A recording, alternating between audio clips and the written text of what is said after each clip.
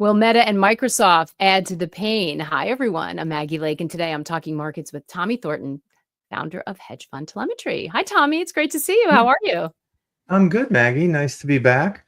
Absolutely. So, and at a perfect time, the end of the month, and April has been quite a month. We had huge selling in the first half after the tariff announcements and Liberation Day and all of the sort of, uncertainty that came with that.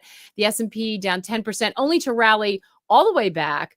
But the negative read on the first quarter GDP today seemed to dampen spirits. But then as you and I were talking right before the show, we saw the markets come all the way back, volatility right to the end. So what's your take on where we are? Well, I think today's end of the day spike is, typical of end of the quarter, and that's exactly what we got. And I think that there was a sell side derivative desk saying that this was one of the largest rebalances at the end of the month into equities. So of course they wait to the last 5 minutes and then jam the market higher.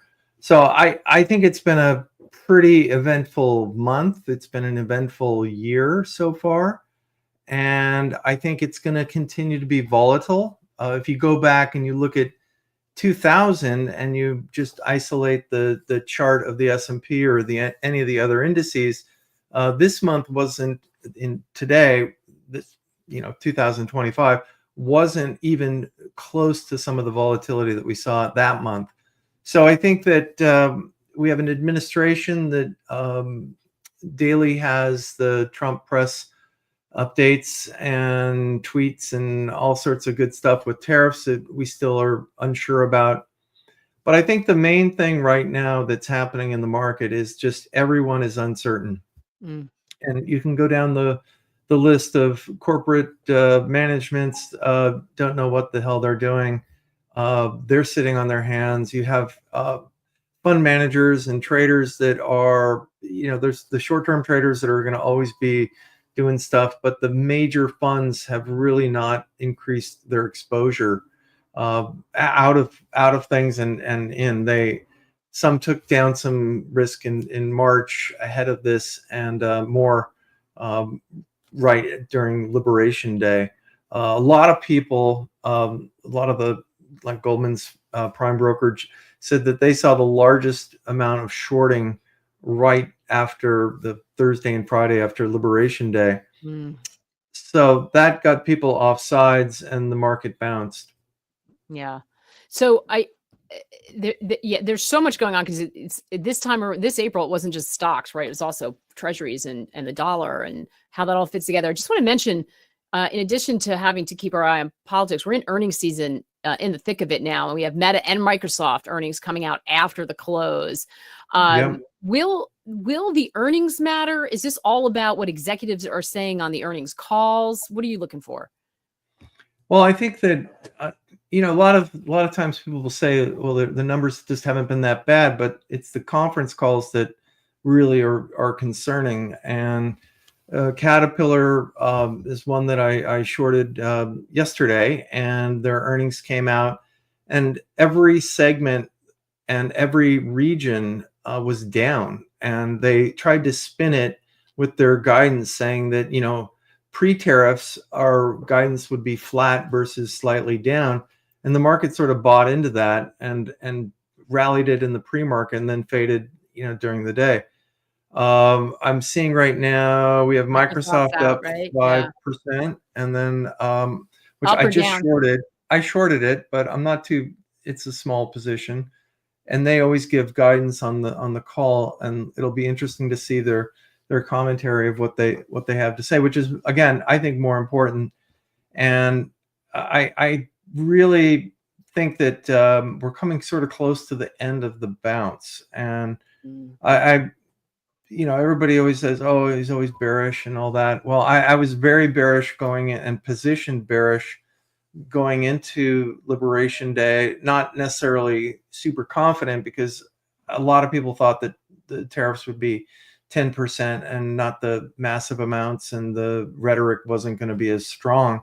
But as the market went down, every one of my indicators, from sentiment that we track really closely to internals, were really overdone on the downside. And so we were lucky. We covered just about everything and then went long. And I was like 60% long, which for me is unusual. But I'm still long the market, or long positions, net long. And I have been trimming that down because from that high level around 65% net long. So as we get into this, upper area, I've been just taking down long positions, adding to some shorts, and I think that's going to be the play all year. Yeah. So so it sounds like you're being really opportunistic. And I'm glad you pointed that out, because it's, I always think of you as more of an opportunistic trader. So it's like bear or bull. It's hard to say that because you're obviously just went long mid-month and rode that rally. So I think it's a kind of cautionary tale. I don't think anybody should put themselves in a box. However, hi everybody in the chat. Bo is asking whether he needs to worry about the fact that he's turning into a perma bear. He said, Tommy, GDP down, trucking, shipping down, airline traffic down, oil and gas looking to move lower. I don't understand the uncertainty. Looking at almost every metric, am I just a perma bear? So I guess, is there a scenario where there's potential for upside? I mean, like, it's a kind of a good question, but why are people uncertain, and why isn't everybody just like horribly bearish? Well, if you didn't have the political backdrop that is driving the ups and downs of the market, then I would say you could be more bearish, because it looks like we're going to go into a recession. And I think that the big risk is that unemployment's going to start to rise. We have Friday's jobs data that I think is going to be really important. Fed Waller at the Fed the other day was giving a talk on Bloomberg, and he really laid out what the Fed's going to do and what they're looking at. And I've said that I thought we were going to have a stagflationary type of period, and the data today was pretty much stagflationary. But I think he laid out and said, he was sort of joking with a little smirk on his face, Fed person that can smirk. He said, transitory, we sort of learned from 2021 about transitory and saying that. So he was cautious saying that about inflation, believing that was going to be an issue with the tariffs. And I agree. But he said the Fed's going to cut rates if they start to see unemployment and the labor markets deteriorate, and not necessarily just like a tick here, tick there, higher, but more of an acceleration. So if that starts to happen, I think the Fed's going to be looking to cut rates. And not that I think that's going to make that much of a difference, because most of the times, ex-COVID, when the Fed starts cutting rates, they have to cut many times before there's really any change that happens. And there could be a, initial pop, oh, yay, the Fed's cutting rates, and people will think that it's COVID. But back then they were injecting tons of money with QE and all sorts of other things, putting money in people's pockets, which was just absurd. So I think that cutting because the economy's tanking. Yeah, well, yeah. I mean, the economy was back in 2020 that everything was so uncertain, but right now the economy is slowing. It's not necessarily tanking. That is probably down the road, but unemployment, when it starts to go up, it tends to last for quarters, not months, not days, and we're sort of accustomed, as the way we are is, oh, we're out of toilet paper, and we'll just go on Amazon and order it, and it's there tomorrow, and boom, you're good, or whatever. Yeah. It's just an immediacy thing that, and that's what I think the market's bought into, that trade talks are happening, and they've bought into the administration saying they're going well. I think the entire China thing is sort of farcical, that oh yeah, I talked to, I'm having conversations, we're doing, God knows. I think that the bigger issue is that we need to see results much more than just talk. And I don't think that there's anything happening productive right now. And there's no, I mean, the markets hate tariffs. Okay, bottom line. So any positive, seemingly positive thing with tariffs, the market, will move higher.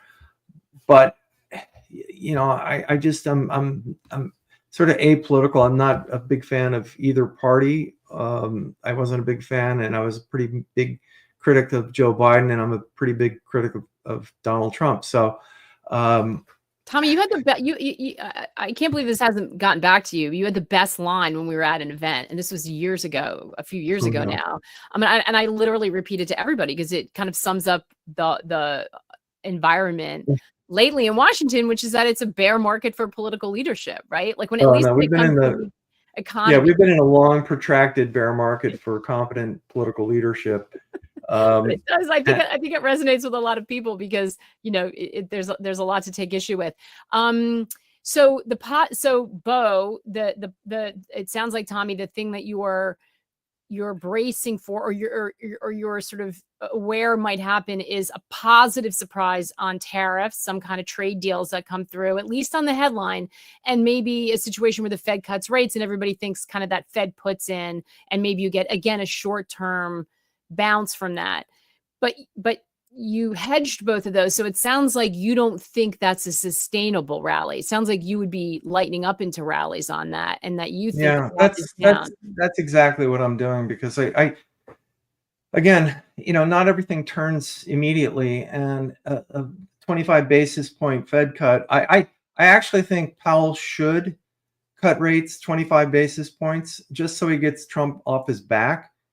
And the problem is that the Treasury market is a lot bigger and a lot more powerful. And the last time they cut rates, the Treasury rates went higher. And that was basically saying, we don't like your fiscal policies. We don't like a lot of things that are happening. And we want to, if we're going to buy bonds, we want a higher rate of return. And that, I think, was the key. So, I mean, as much as Trump wants to blame Powell, I think that there's certain things that they need to do that will help move Treasury rates lower.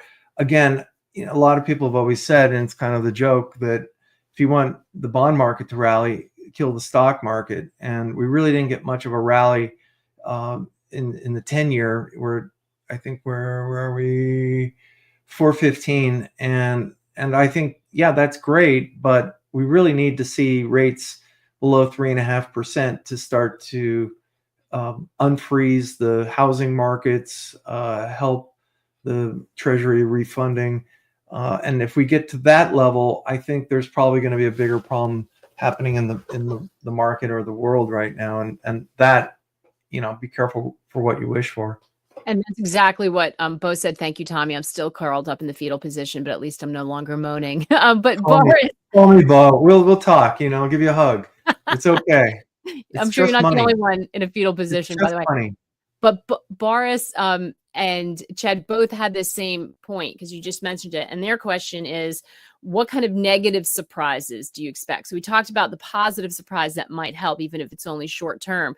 What negative surprises do you expect, as there's so much pessimism in the market about economic development? So I guess, what are the risks that are on your mind? Yeah. Well, I guess if inflation, and this isn't my base case, but if inflation by, let's say, July or August doesn't start to rise, then that's probably a positive. The downside is, I think unemployment's going to start to tick higher, and if that doesn't happen, then that's also a positive. I don't really see I shouldn't say I don't see the positives. I try to see both sides, but I do think that we have a lot of volatility ahead this year. And if this quarter earnings, a lot of them have rallied on better than feared, I think it comes down to well, let's really see how Q2 does as these tariffs take hold. By the way, Meta is out and it's up on, it looks like stronger revenue. But I'm just going to caution everyone that I think a lot is going to ride on what they say. Both of the executives in the conference calls on IT spend and, AI as well as tariffs. Although I imagine a lot of people trying to dodge the tariff question since it brings the rage. Well, the nice excuse this quarter has been, we're going to withhold guidance until we know, more about tariffs, and that's a polite way of saying, we have no idea, and it's probably going to be lower. Yeah, and I don't want a bullseye on my back if I'm publicly talking about it as well, we should point out. So a couple of great questions, comments here. Thomas is asking, some prior guests have been predicting 5% plus 10-year by the end of the year. Do you see that? I've had upside projections at around 5.5% if things start to move, and I don't have my chart in front of me, but I think 480 was the recent high, and I think that could be if we get above that, then that 4.5% on the 10-year comes into play, and that's going to be a panic button because it depends also how sharp that move is. Mm-hmm. And that will put a lot of people underwater in the bond market. And go back and you can also think about capital requirements of banks, and their long duration debt is going to look pretty bad on their balance sheet. Yeah, it's fraught. I want to get this one in too, because this is really and I'm going to put it up for everyone. Tommy, do you use DeMark indicators in different time frames? And if so, which time frame works best for you? This is the right person to ask this question. Yeah, that's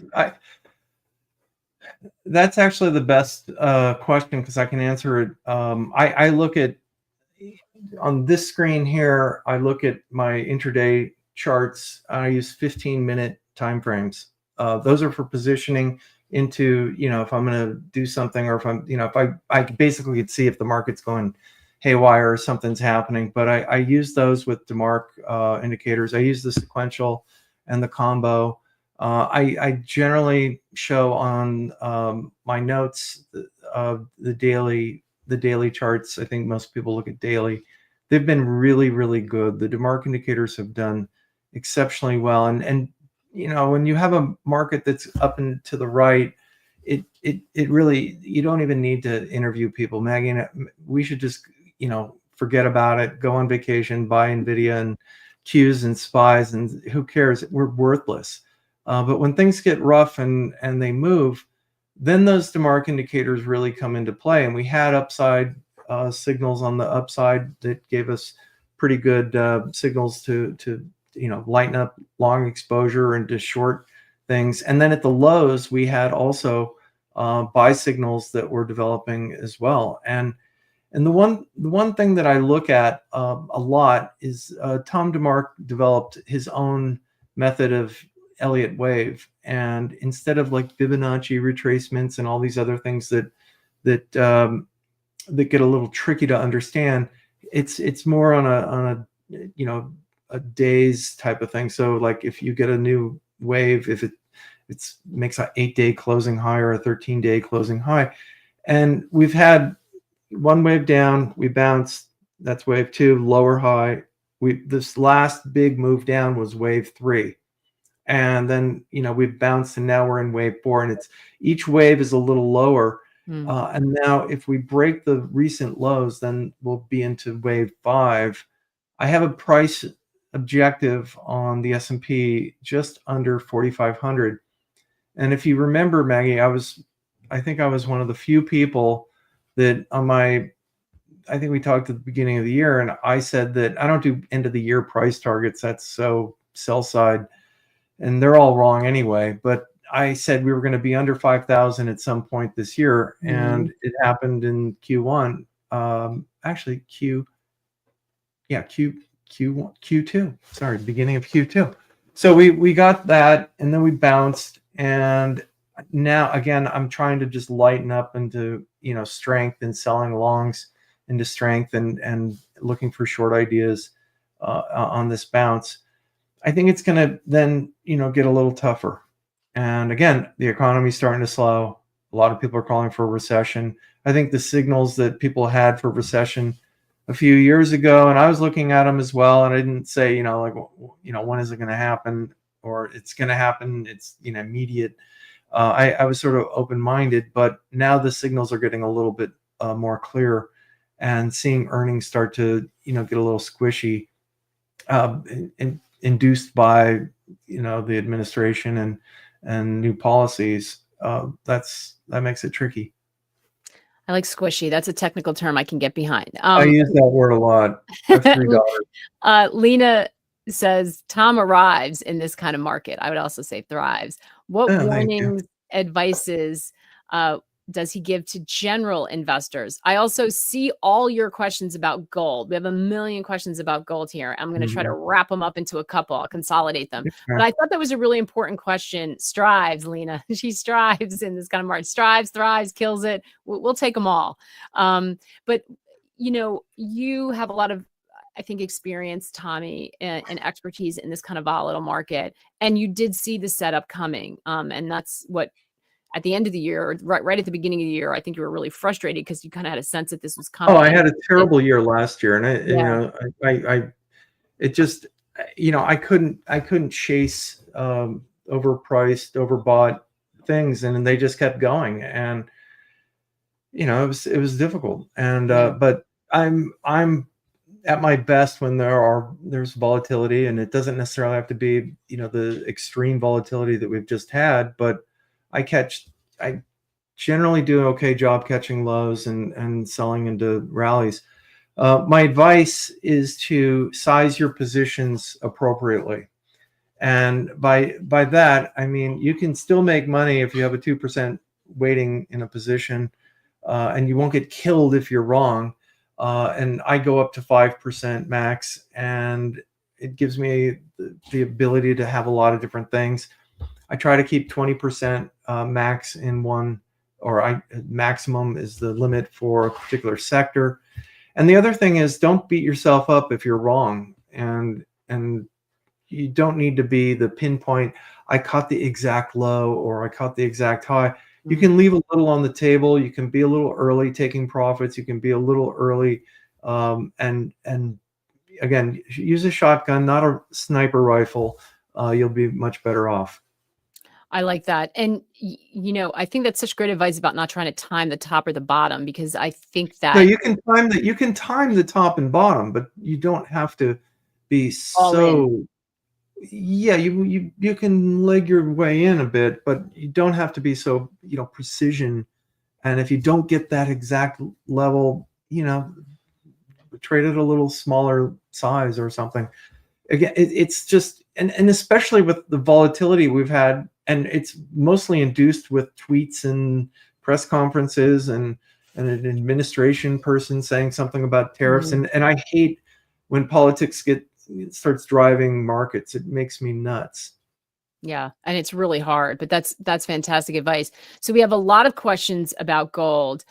Ian started the chain saying, where do you see gold going over the next few months? And do you think Bitcoin will follow? But what will gold correct to? Is it going to go down? Should we wait till it goes down before buying a dip? It looks like there's going to be a retest of highs. So generally, thoughts about gold. Well, I actually like to trade the gold miners as well. And I'm not necessarily, the gold guy, or, bull or bear, but the thing that I noticed recently, and I am short gold. I shorted it just recently. It became such a safe haven, and everybody talked about it being such a safe haven. And I thought about it, everything's going to hell at the bottom and everybody's buying gold, we got to get in there, and usually people will buy too late, and then they get positioned in something higher, and then let's just say the safetiness of it, you could go in there and you could buy something else that has more, like traditional, if someone wants to buy tech or the indices.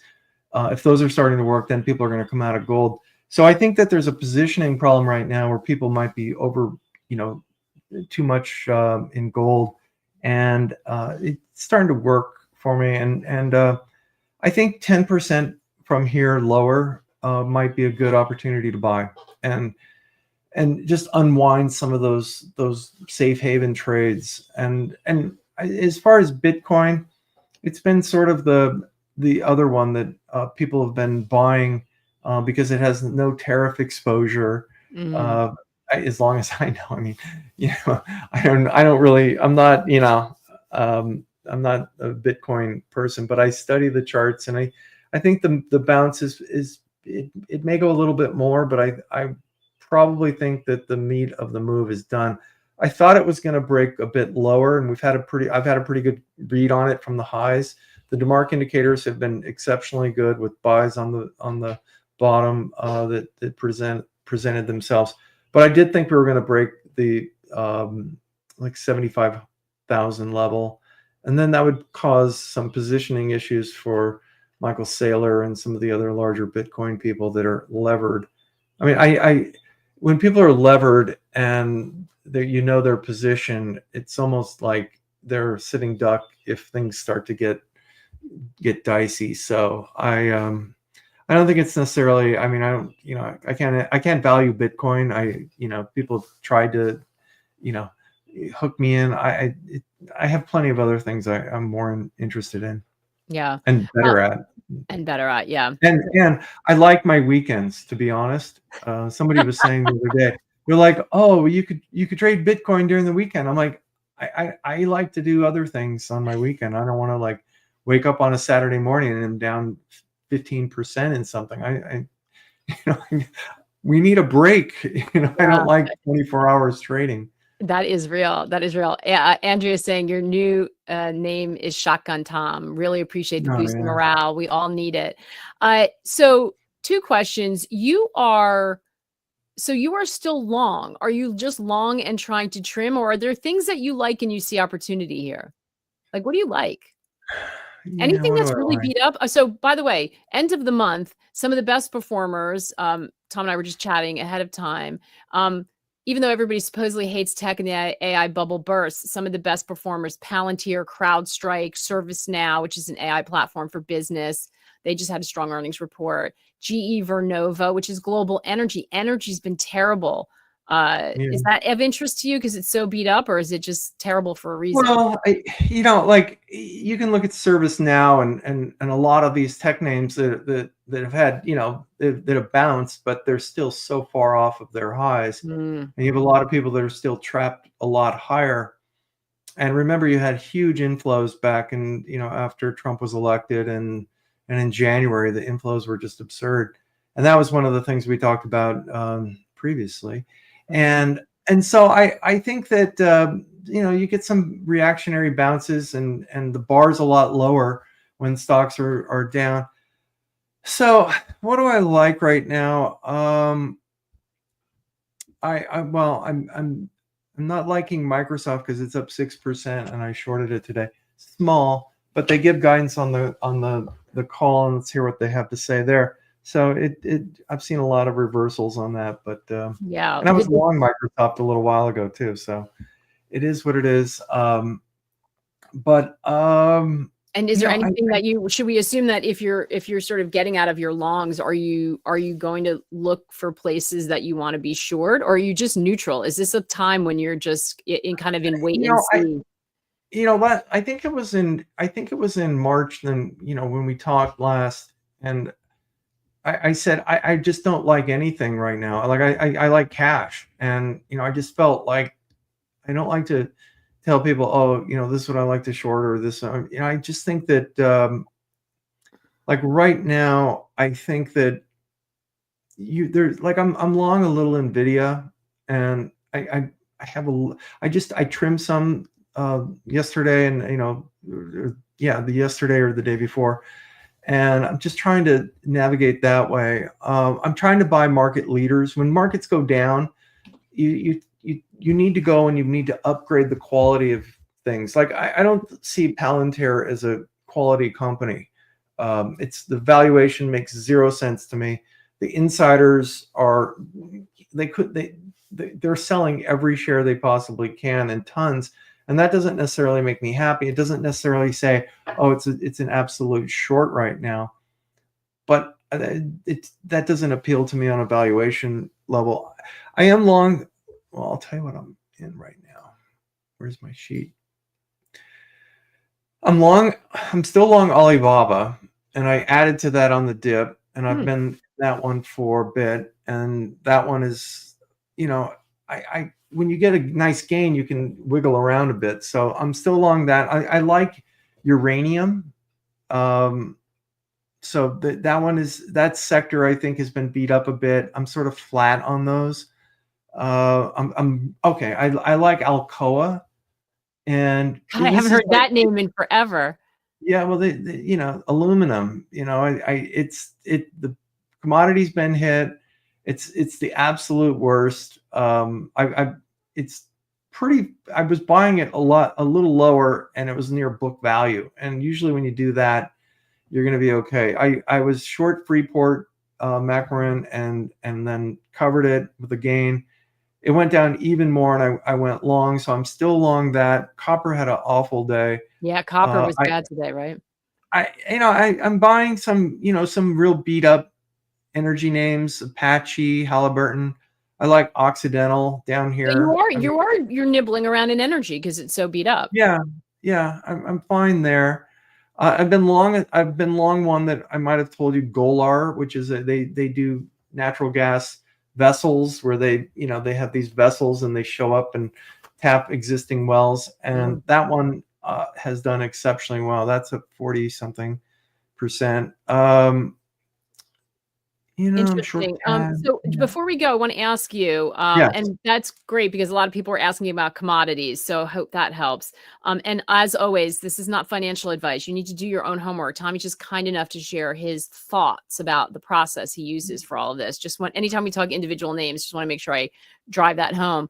The dollar. So one of the things that freaked people out earlier this month is that you had stocks, treasuries, and the dollar all selling off, which doesn't usually happen. Are you watching the dollar? Does it matter now more? That's actually the dollar has a DeMark buy signal yesterday, and I see the dollar starting to lift here, and that also, if the dollar starts to lift, I think it's oversold. I think it could maybe move DXY to 105, maybe a little bit more. It might take a little time because that it's been sort of under pressure, but I think the dollar's overdone. I like the dollar here. That also will probably hit gold because people have been migrating to gold because the dollar's down and that trade. So I could see the dollar bounce here, and so I'm long that. I mean, I had like 50 stocks that I was in just recently, and now I have 31. So it's like I've lowered my exposures, and I don't want to say, oh, I get in there and buy Nvidia. No, but I like Alcoa. I like some of these that are beat up. And if you get any sort of tariff resolution, anything good with the autos, I think there's going to be aluminum coming back, and there's some shortages. I think copper, there's going to be a shortage in copper. I think aluminum, there's a shortage in one of the key ingredients that goes into making aluminum. Those are the little things that when you know those attributes, they can start to rally. So I there's a lot of it could all change tomorrow, everyone. Well, this is the thing. It only takes one tweet, which is why this is such a volatile market and so different. And we'll end on this, Tommy, because of that. There's that old adage, they're very tired, but they sometimes hold true, which is why we roll them out every year. Sell in May and go away. Everybody wants to take a break. Right. Is that at all possible this year, given where we're at and what's happening on the macro landscape and in politics? Yeah, I mean it's possible. I mean, we still have a couple big mega cap names that are going to be reporting, and there's always some potential. I mean, now I think there's always some potential for some slip up from the administration that maybe trade talks aren't going well and things don't get resolved quickly. quick enough, or some data comes out, or the Fed does nothing or does something. There's always that. The sell in May hasn't necessarily worked. It's been generally later in the summer that's been a little bit more predictable. But I just don't think like, oh, we're off and going back to the old highs. I see that as a low probability right now. I just don't see that. Yeah. And we can't go away. Remember what happened for anybody who tried, even the middle of the summer last year, we had the whole yen carry blow up. That was fun. Yeah. That was a fun Sunday night. Yeah. No vacation for anyone this summer. But Tommy, we appreciate your time, especially in markets like this. It's fantastic to catch up with you. And thanks everyone for the great questions. We didn't even have time to get them all in, but we'll have Tommy back again. Well, I always respond back on your YouTube channel to, some comments. So good. Sometimes they're like the most snide one. This guy's always wrong. That. I love that. I might be, I can probably bring in my wife and she'll say, yep. Always wrong. I agree with that. Well, we know, and we appreciate you doing that. So if you didn't get your question in the live chat, or you're listening to this after the fact, then put your comment in, and hopefully Tommy will get a chance to respond to them. And then of course you can find him on Twitter, and we have the link to Hedge Fund Telemetry in our description. So thanks, Tommy. Good luck for the next month, and we'll catch up. Thank you so much. Thanks, everybody. Good luck and take care out there.